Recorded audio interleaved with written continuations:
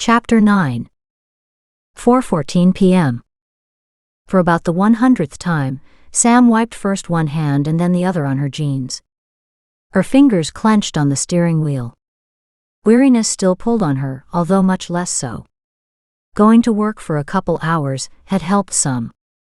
Especially considering she'd snuck in, taken care of the animals, and snuck out without seeing anyone. The last thing she'd wanted was company. Moses lay in his usual place on her deck, his tail wagging. There was no sign of Soldier.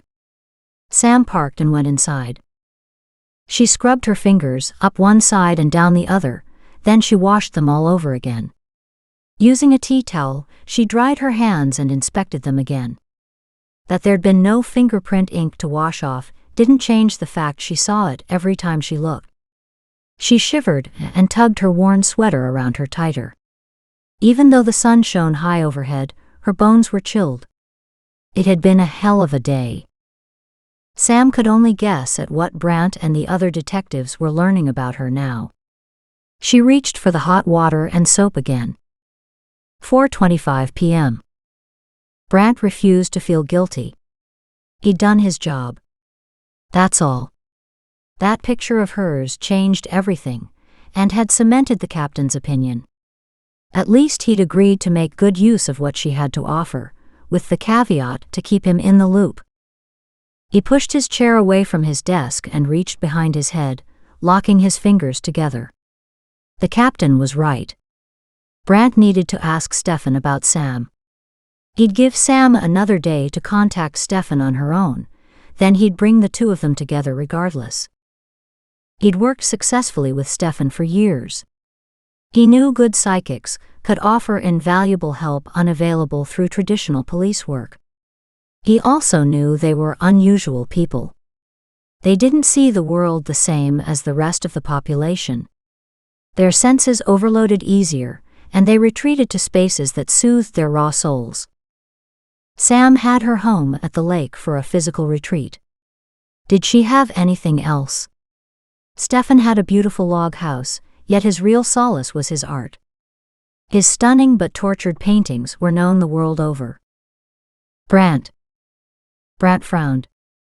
He sighed inwardly. Kevin. What's up? He eyed the other detective warily. They hadn't spoken since the meeting in Captain Johansson's office. Right now Kevin sported a huge smirk on his face. Kevin walked to the desk, holding out a sheaf of papers. Just some research for you. Maybe this will convince you she's not quite what you want her to be. He dropped the papers on Brant's desk and walked out. The top fax was a newspaper article. Brant checked the date, March 10, 1998. The headline read, "Young Psychic Leads Police on Mary Chase." Shit. Brant sat down for some heavy reading. 4:45 p.m. Kevin couldn't help feeling satisfied. Damn, that felt good. Vindication. Now maybe Brant would get that witch off his mind and on this case. And the same went for himself. Since this morning's meeting, he'd had a hard time focusing. Finally, he'd broken down and researched Ms. Blair's background. He'd gotten lucky. After just an hour, he'd gotten enough information to convince anyone, even Brant. At least it should be enough. As a precaution, he'd copied them and given one set to the captain to read as well. Handing the papers over to Brant felt good. Damn good. This woman was treacherous. He didn't want her anywhere near his cases. 8:25 p.m. Waning light flashed on the ripples in the lake. Sam swam effortlessly through the flickering rays. The evening was silent, except for the splashes as her arms cleaved through the water. The long shadows drooped after the heat of the afternoon, dipping deep into the lake for the refreshing coolness. Even the birds were silent. Sam continued to swim for another 20 minutes. Tired and content, she dove under the surface before rolling over to float on her back. She closed her eyes and rested. The serenity of the evening slipped under her anger and pain, gently tugging them free to disperse among the ripples. Deprived of all else but the sensation of soothing water lapping on her skin, Sam lost herself in the moment. Her breathing slowed, and she relaxed deeper.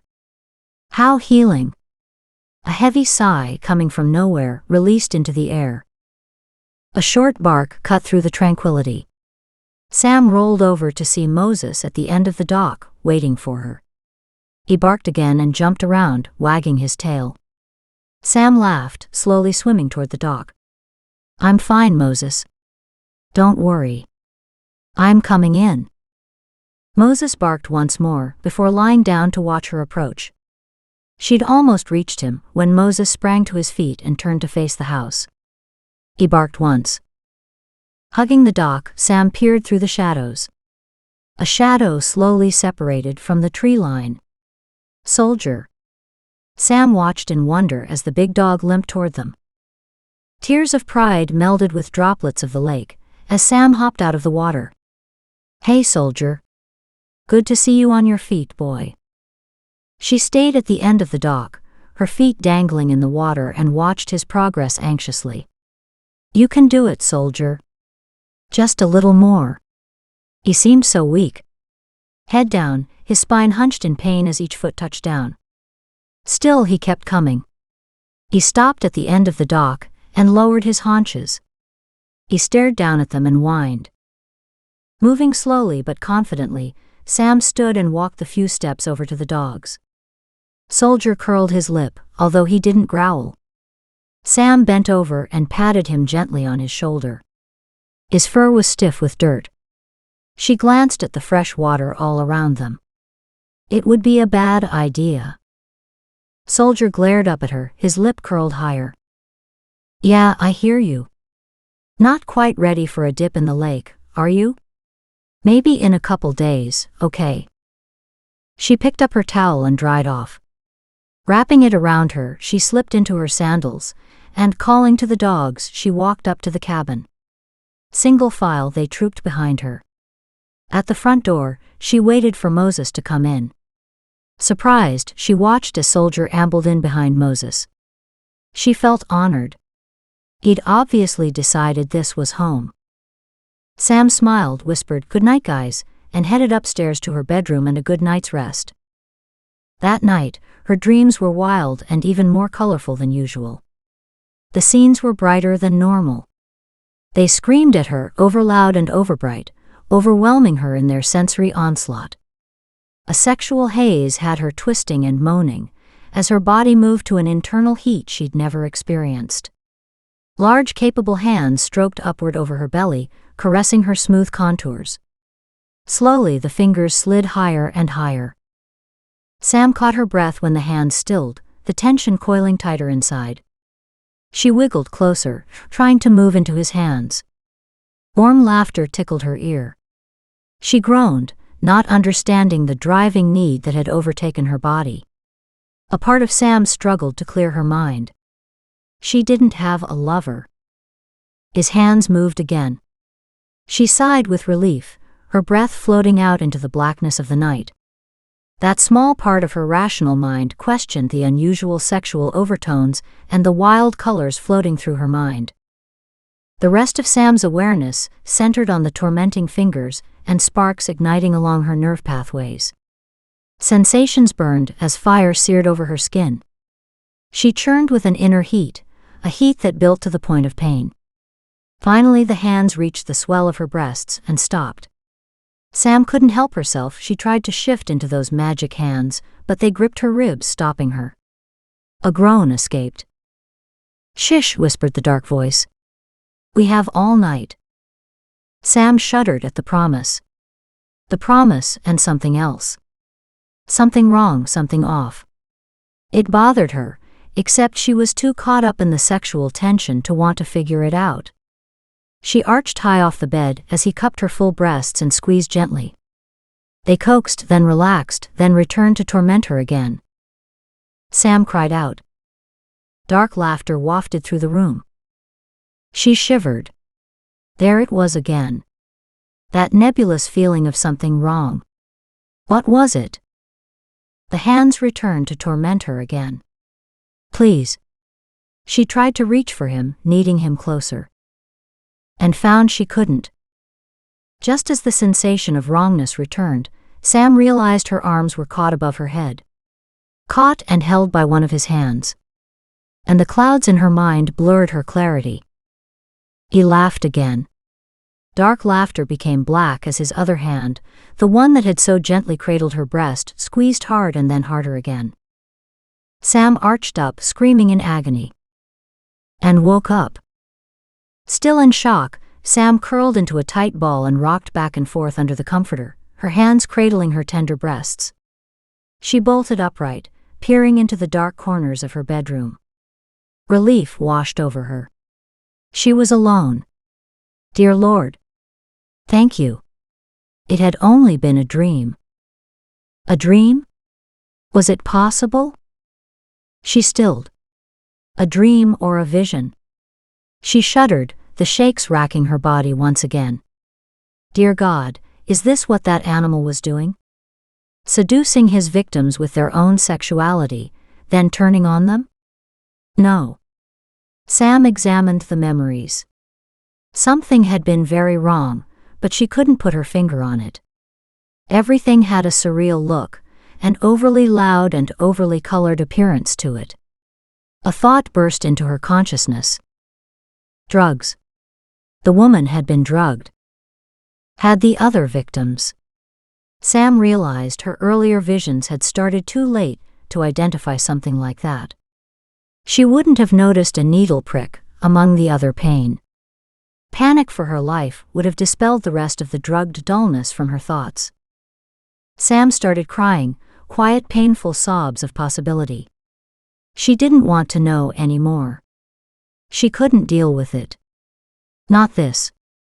After tonight, she might never let another man touch her again, ever. Touch. She froze. The guy in her dreams didn't wear gloves. Had it been him? Another asshole? Or had it truly been just a nightmare? She shuddered. It had seemed so real. A wet dream gone bad in a big way.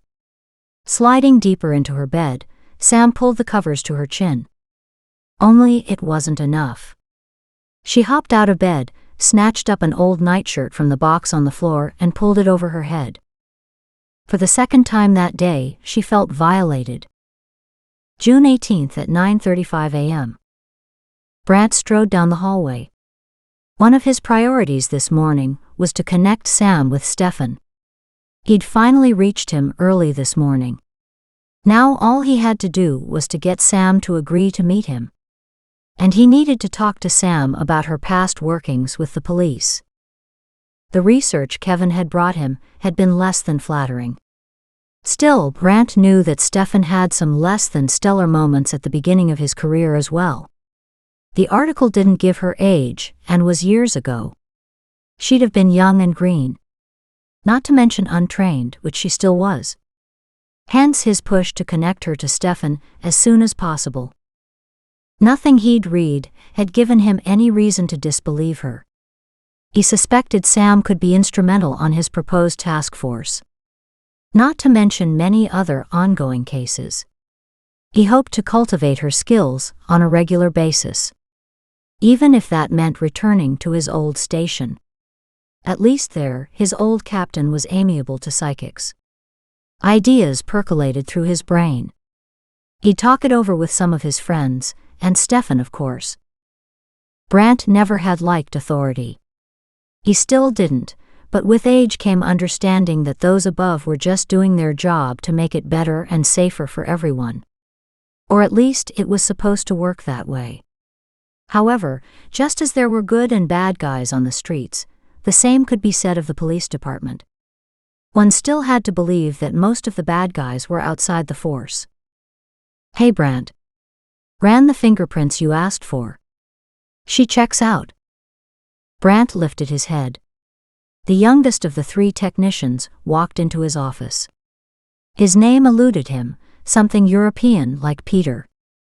Brant smiled and held out his hand for the papers being offered. Anything interesting? No rap sheet, if that's what you are asking. The tech pointed to the second page. This might be of interest. Yeah, she was also a suspect in a missing child case in Spokane, Washington, years ago. Brant's gaze sharpened on the younger man's face. What? A suspect? The tech shook his head. Apparently she had information for the police, only they didn't believe her. The end result made her a suspect for a while, until the child was found safe and sound. Brant digested that, as he scanned the paperwork. Thanks, I'll take it from here. Now he understood Sam's odd reaction yesterday. She'd already been through this. Once again at his office, he pored over the report. So 8 years ago she'd tried to help and failed, mocked even based on Kevin's material. This file showed she'd tried again 5 years ago. The Spokane PD hadn't mocked her, they'd made her a suspect. Brant shuffled through the file. What was missing in the report was how the child had been found. Had Sam contributed to the little girl's safe return? He might need to call the detective listed on this particular case file. Grabbing a folder, he wrote Samantha's name on the tab and stacked the growing collection of material inside. Brant leaned back in his chair, his hands locked behind his head. Her connection to this killer bothered him. It could be the same asshole that Brant had been tracking. Both of them changed the method of death, but as far as he could tell, they both favored beautiful young women between 18 and 35, and all were middle-class working females. His mind flitted through the elements he knew. Sam's killer wore a ski mask which didn't make sense. Usually the guys who planned on killing their victims didn't bother with masks. After all, there wouldn't be anyone left behind to identify them. Brant had no way of knowing if the other cases in his files were the same. The victims were all dead. There were never any witnesses, and little forensic evidence had been left behind. Then there was the ring. If Sam had anything concrete, the ring might just be it. She was also connecting with a lot of victims. Most serial killers took time between kills. Sam's visions occurred with only days between them. Some killers went on a killing frenzy until whatever drove them finally drained from their system. Then they went quiet. Sometimes the quiet period lasted months to years. Brant knew his best chance of catching this killer was before he went off the radar again. Who knew how long it would be before he resurfaced? 9:50 a.m. Dylan walked into the conference room. Not only had he missed the meeting this morning, he'd also missed breakfast. He hoped to score some leftover scones or a Danish. Walking to the sideboard, he smiled. One huge blueberry muffin. Perfect. He snatched up his prize and walked toward the double doors. Several papers lay discarded on several chairs. He turned the closest one over. It was a picture of a ring. Wasn't that the one Brant was researching? He'd heard about it, but this was the first he'd seen it. Walking to his desk, he muttered about the dinosaurs in the office. It was hard being a forward-moving kind of guy in this place. The mantra around here was always about good old-fashioned detective work. Christ, who needed all that legwork? Technology was meant to be used. The same for the media. They were always helpful. At least Dylan had found them so. The internet was, of course, the best. Why didn't the station have a website where pictures like this could be posted, and give the public an opportunity to email or phone in their information? Of course, this was an old argument, and he'd gone several rounds with Captain Johansson over it, and lost every one. Dylan had wanted to host a regular 5-minute slot on both the local television station and the radio stations. That had been shot down too. Still, accessing the public was the cheapest and fastest way to gain information. The department's man-hours logged trying to find and interview people were incredibly expensive. He took a large bite of his late breakfast muffin. He could understand Brant not wanting to take that step. Like Dylan, Brant was new here and didn't want to rock the boat. Dylan stopped chewing as an idea formed. If he arranged everything correctly, Brant would get the information he needed, and Dylan could prove his theory. More ammunition to take to the captain. In a way, Dylan would be doing this to help Brant. Who knew what new information could come to light? He grinned. He'd have to think this through. Yet, it sounded like a hell of an idea. 10:15 a.m. Brant rubbed the back of his neck. The screen scrolled, searching for more cases linking to his killer. Just then his phone rang, distracting him. Hello. Detective Sutherland. This is Nancy from Willow Health Clinic. The manager from the long-term care home.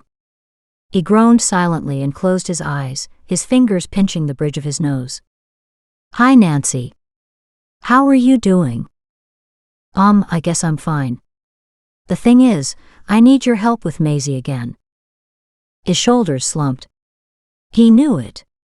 His mother was up to no good again. What's the problem? He winced and held his breath. Well. She stopped. Brant shook his head, he knew already.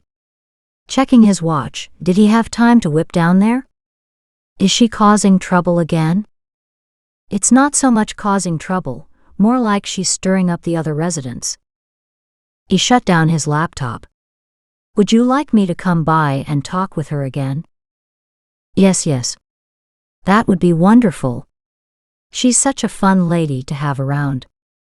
I hate to even ask you. But the board has already stretched the rules for her several times, and I'm not sure that she can skate by on this one. Brant ran fingers through his hair. How bad is it this time? She's setting up pools again. Brant grinned. That doesn't sound so bad. No, the harried woman on the other end of the phone said. It's the subject matter that's the problem. Would it be possible to have you stop in sometime today?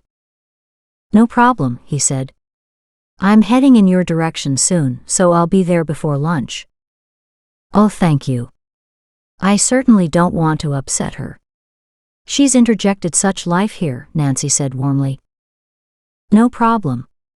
I'll see you in about an hour. Brant rang off. Standing, he grabbed his briefcase and coat, then locked up his desk. Dylan stuck his head around the door. Hey, Dylan. What's up? Brant barely withheld his grin at Dylan's suit of the day. This was the classic pinstripe with a matching tie in reverse stripes.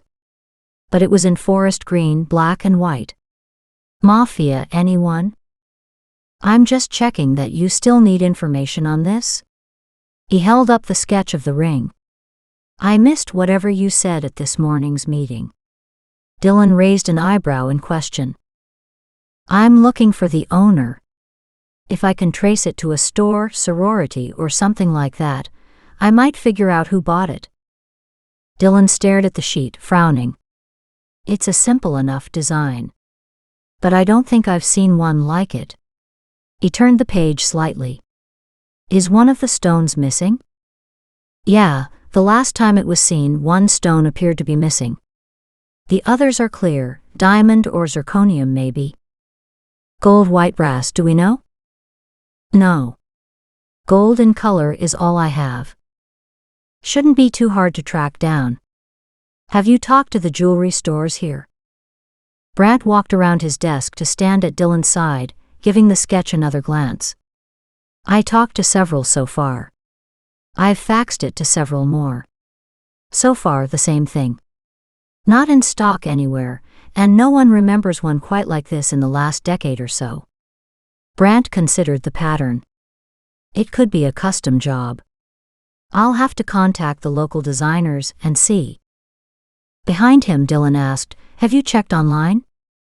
Yes and no. I have a couple people working on it. Dylan nodded. Okay, I'll keep an ear out and let you know if I find anything. He turned and walked toward the doorway. He stopped and turned around. Oh yeah, while I have the chance, I also wanted to ask if the rumors were true. What rumors? The younger man grinned, a perfect toothy smile. Some serious money went into that look. That you've brought in a psychic on this case. Brant refused to let irritation show. Love rumors, don't you? Dylan smirked. Yeah. The grapevine here is rampant. Brant frowned at him, hoping to quell his interest. Well, you can't believe everything you hear. True. Dylan turned, as if to finally leave again. Let me know if you need any help with anything. I'll be fine, but thanks for the offer. He motioned Dylan to precede him out of the office. Time to head out. Brant checked his watch. He was running late.